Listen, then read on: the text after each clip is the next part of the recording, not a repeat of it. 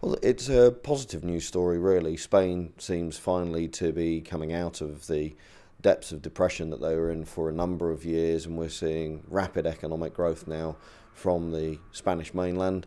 The improvement that we've seen there is undoubtedly helped by a weaker euro, but it's also been helped by a very low interest rate environment. And as far as the UK is concerned, it's much the same. Low interest rates likely to persist for at least another 9, possibly even 12 months from here on in.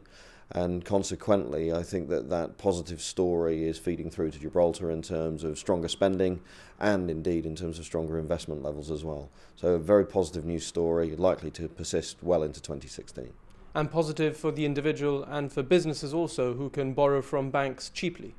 Yes, absolutely, and it also gives you some more certainty as well. You're likely to see interest rates remaining at these very low levels for a longer period of time than was expected. In fact, the last time I visited Gibraltar, I think we were talking about interest rates possibly rising in February of this year. Well, that hasn't happened, and it's likely that we've got another 9 months to go before any interest rate rises are likely. And what are we expecting from the pound versus the euro? Of course, Gibraltarians spend a fair bit of money in Spain and further afield when they go on holiday.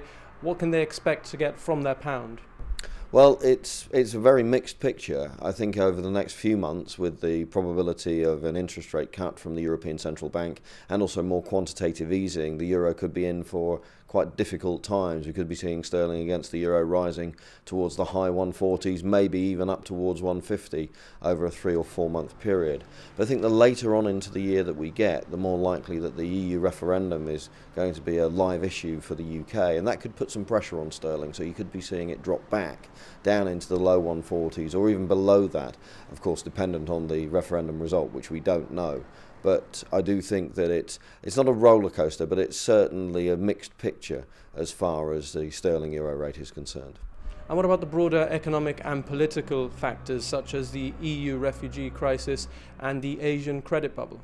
Yeah, I mean, in terms of the refugee crisis, I think that there is still a lot more to come from that as far as the EU's response to the refugee crisis, and I think it's going to be more costly in expenditure terms. They are going to have a more coordinated response than they had currently. Consequently, that could put some pressure on governmental budgets, on the EU budget at large, and could mean that more has to be spent. Consequently, that could have some negative connotations as far as economic activity is concerned in the short term. In terms of the credit bubble, obviously a lot comes from China, and we've seen a massive increase in the levels of borrowing that we've had in China, not just from their government, but also individually and commercially.